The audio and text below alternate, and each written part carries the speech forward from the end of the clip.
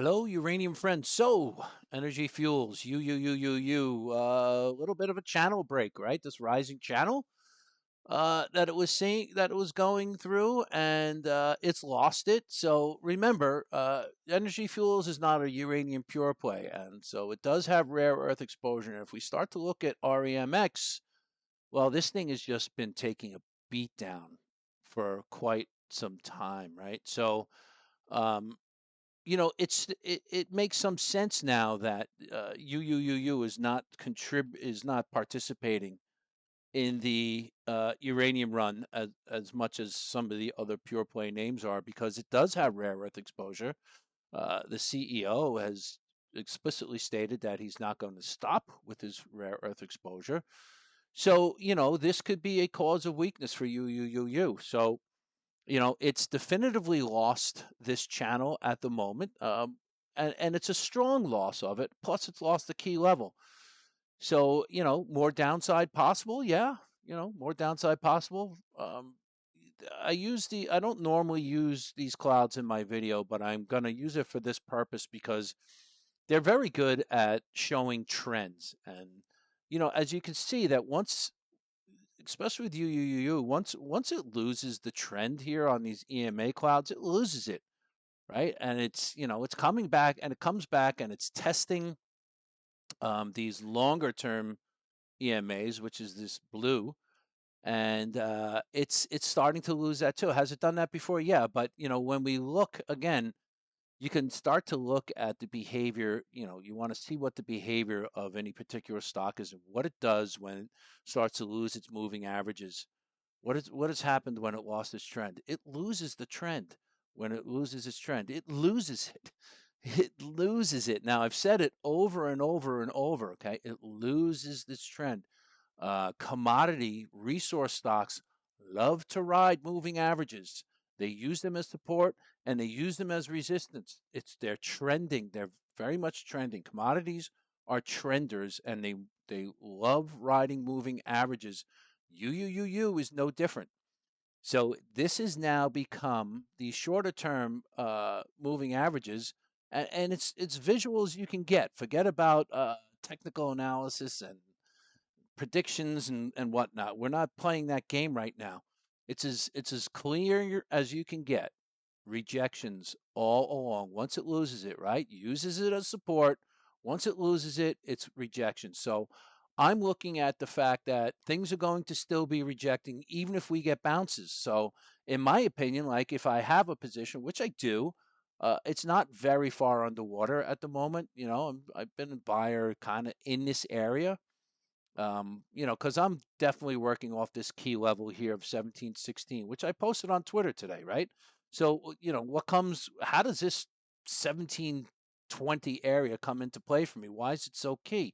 Well, when you start to go to the weekly and you start to zoom out, there's a lot of action right around this level, right? Rejections, supports, rejections, support, rejection, support, rejection, support. It's all over here. So, yeah, does it undercut and overcut? Yeah, it does, right? So this is a key level, and how it plays with this name, like it's not going to be surprising to me whatsoever for it to lose this level and make a deeper undercut.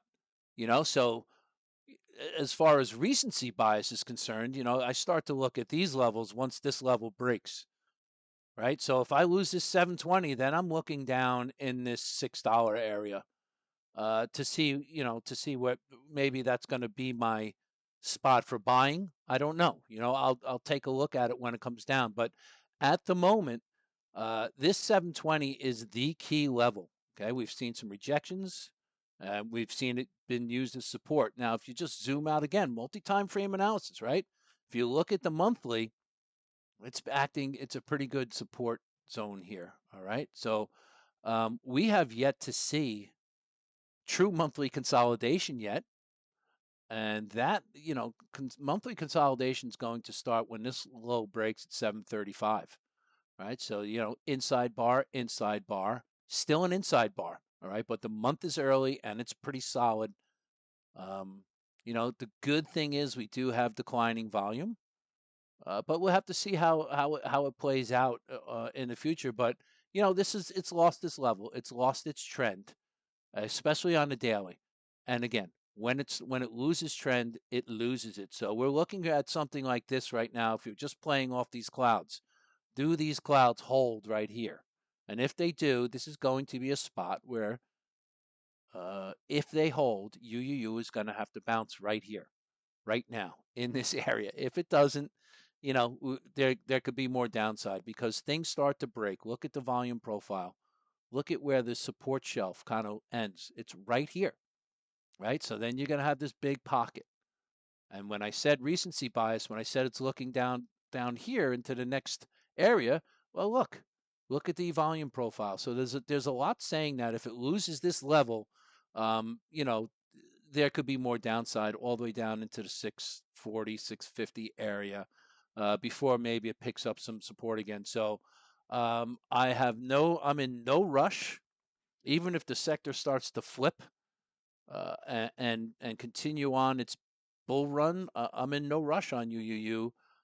The only thing that could possibly make me a buyer at this stage of the game is a daily trend change. And what does that look like? Because we have a confirmed daily downtrend continuing on here. So what does a daily trend change look like? Well, it finds its low. Let's say this is the low for hypothetical purposes.